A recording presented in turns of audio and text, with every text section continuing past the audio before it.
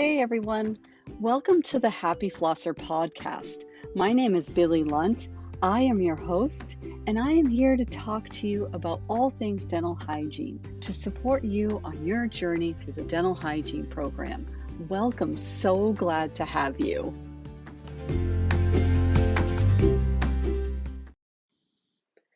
While you are enrolled in the dental hygiene program, you will often be assigned things to discuss around your beliefs and attitudes, whether that's about patient care, about tobacco cessation, about preventive strategies, all different aspects of care.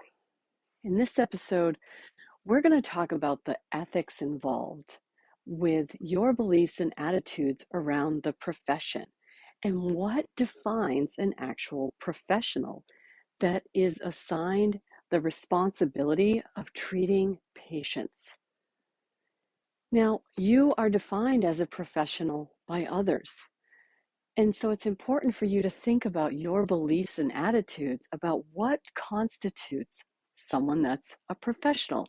What would you define somebody to look like, to act like, to seem, to be, to portray in the area of dental hygiene as a professional? So you are provided the opportunity to consider your own beliefs and attitudes from different perspectives. We're also going to take a look at the Dental Hygiene Oath, which provides us with our obligations and responsibilities to our community and the patients that we work with, as well as our colleagues and team members. It's important for you to really think about what your beliefs and attitudes are around the profession, as well as yourself. So we are going to talk about all the different dynamics that create our profession, that create our social expectations and norms around our profession, as well as what is a professional.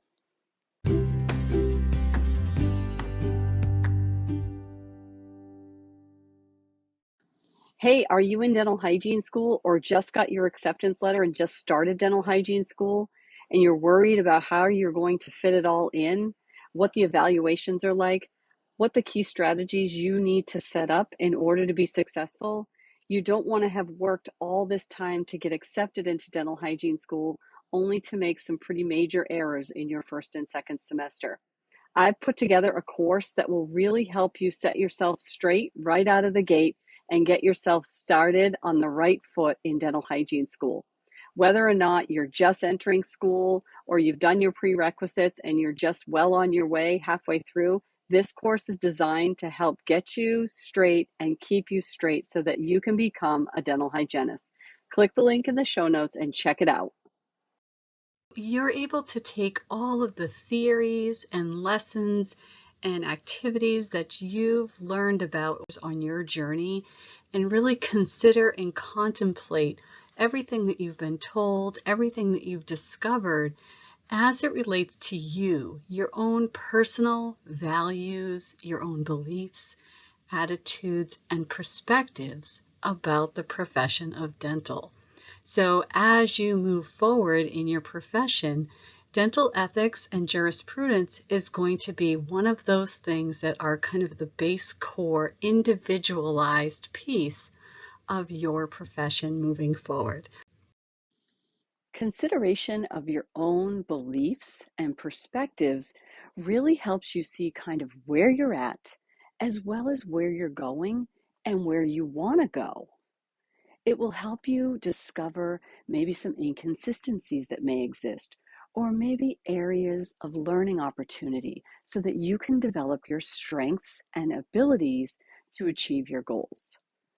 We're going to take a really close look at how everything connects to one another and how members of a collective profession work together to create a cohesive professional demeanor. Now, the art and science of dental hygiene is continually evolving, and that's what's so dynamic about it. Your experience in the profession of dental hygiene will be unique.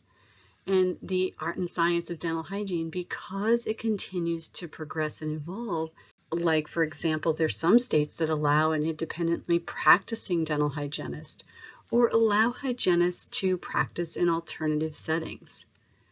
Upon licensure as a registered dental hygienist, you're expected to actively participate in furthering the development of things like patient education, dental hygiene research, and pursuing your own educational development.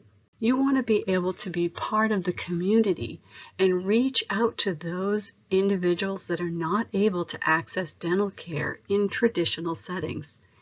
And you're going to be expected to network with other healthcare professionals. Practice according to the code of ethics.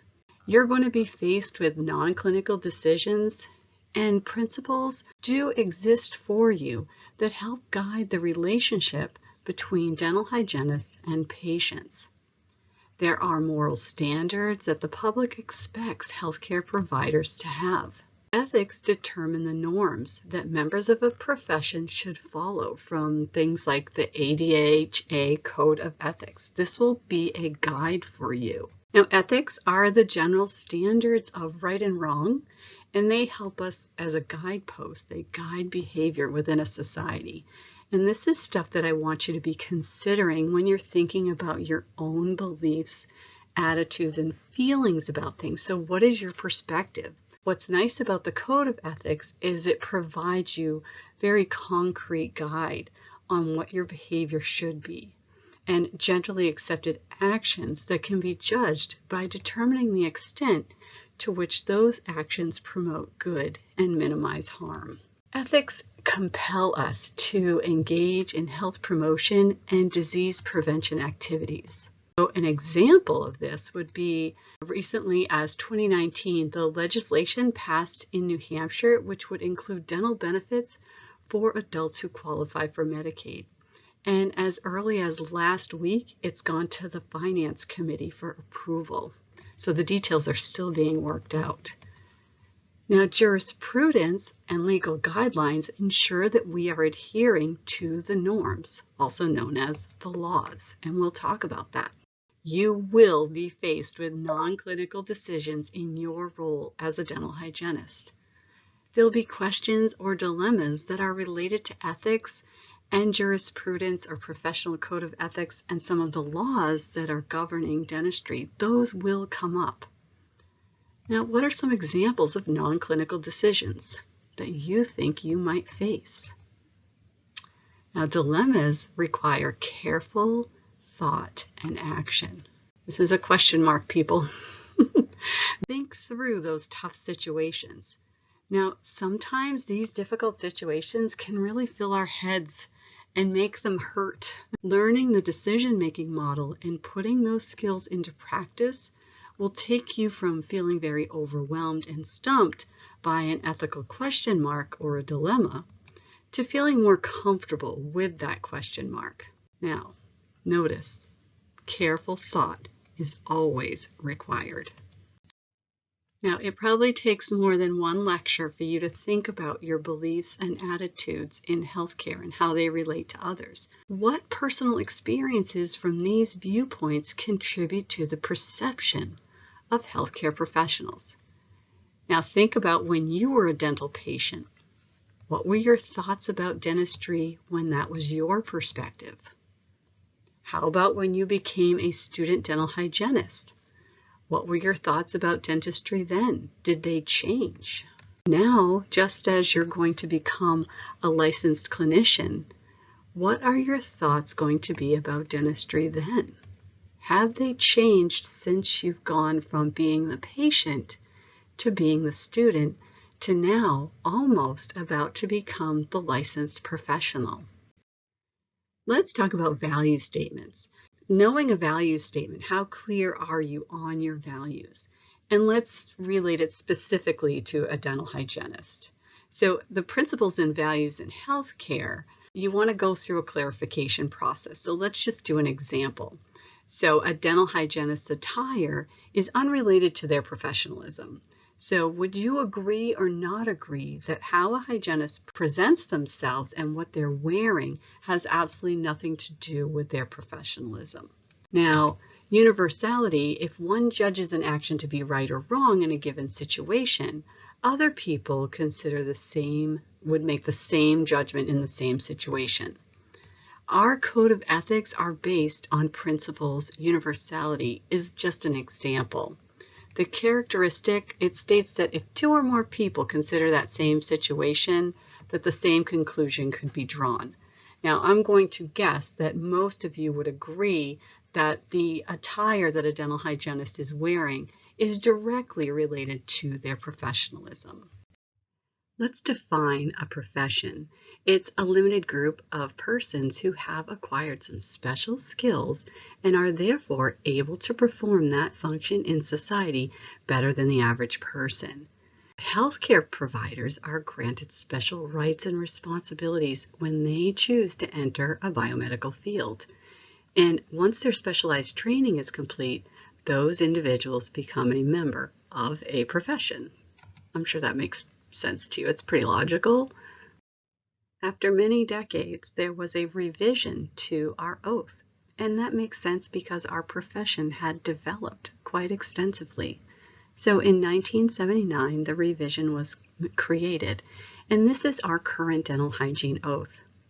And it wouldn't surprise me if this oath was revised yet again, since there's a lot that's happened in the profession since 1979. You will recite this oath at your pinning and live by the words in both of these paragraphs each and every day that you work.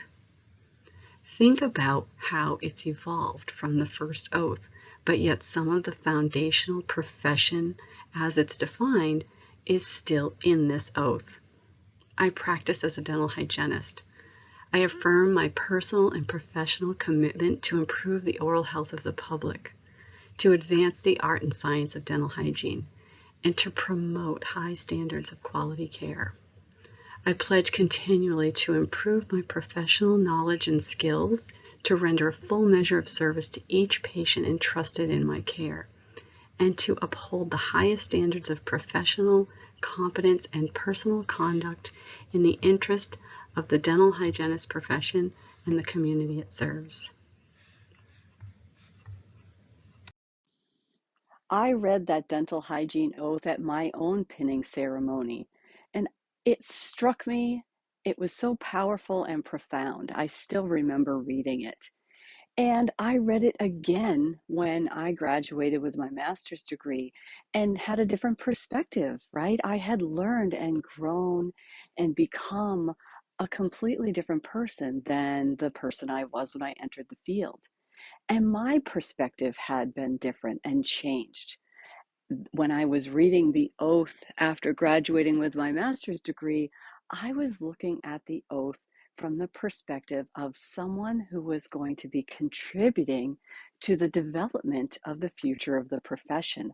I was looking at it from the perspective of an educator instead of the perspective of a clinician.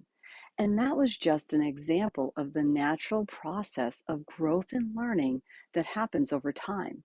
So you may read that dental hygiene oath while you're a student and see it completely different than when you look at it at your pinning ceremony as you embark on your journey to enter the profession. And I promise you, throughout your career, when you refer back to your dental hygiene oath and read it again, I assure you, you will read it and feel it and see it differently as you grow and change over time. So when I read the dental hygiene oath now, I read it from the perspective of a leader, of an educator, of somebody with the responsibility to guide and nurture the future generations of dental healthcare professionals. I certainly didn't read it that way when I was a student graduating. I really much looked at it the same way you are, as a healthcare provider, providing the best service to the patients and community at large. So please know that as you grow and develop and your perspective changes, it's always an important thing to do is to review and reflect on your beliefs and attitudes over time. Now that we've looked at the oath, let's take a look at some of the professional traits that are attributed to being a dental hygienist in this profession. Starting with honesty and integrity. And these are traits that are especially important when personal information is shared with us. It's also part of our responsibility to uphold the code of ethics defined by the ADA and the ADHA. Caring and compassion. Think about empathy versus sympathy. Reliability and responsibility. We are obligated to provide the very best care. Over time, will you remain current on the standards of care? Will you continually evolve as a dental hygienist and be responsible for keeping up with the current trends in the profession, even if no one is grading you or assessing your competencies any longer? That self-driven level of responsibility and reliability that's entrusted with you is an important thing to consider as one of the traits. Maturity and self-analysis. Do you take responsibility for your actions, and are you committed to continually improving? We talk about reflection all the way through your learning journey, and this is part of one of those traits. Continually self-assess and really try to improve on areas that you struggle in. There are some traits that are going to be easy for you and other traits that are going to be work in progress. What is your interprofessional communication? So the professional trait of a dental hygienist is to be a really good listener. Listen to your patients when you're communicating and listen to what their needs are. You want to have a high level of respect for others and proceed further with no discrimination to a patient or to other team members. You want to have respect for yourself. Think about what level you bring to the table when you are responsible for maintaining your own physical and mental health by avoiding things like substance abuse, sleep deprivation, eating problems, and really keeping yourself in a healthy state. Respect for yourself is a professional trait that you have to be 100% in order for you to provide care to others. And so this is a professional trait.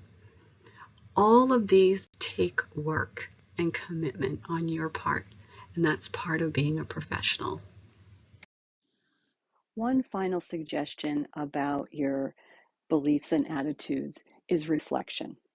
It is so important and essential to really consider what went well, what surprised you, how did you grow and learn and improve, what would you have done differently when you have any given situation or event. Lots of people say you learn and grow so much more from your challenges than you do from things that come easy.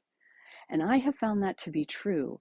But more important, I have found that taking the time to do self-reflection and a little journaling on your journey through that process really speeds that along and helps you articulate where those changes need to occur so that you can grow and develop over time. This is really important. And this is why on your journey as a student, we require you to reflect through the process. It really helps the development process. It also helps you determine what your core values and beliefs are and where your challenges lie, what comes easy to you and what might be challenging. So please continue to reflect on all of your experiences over time. I promise it will not be wasted energy.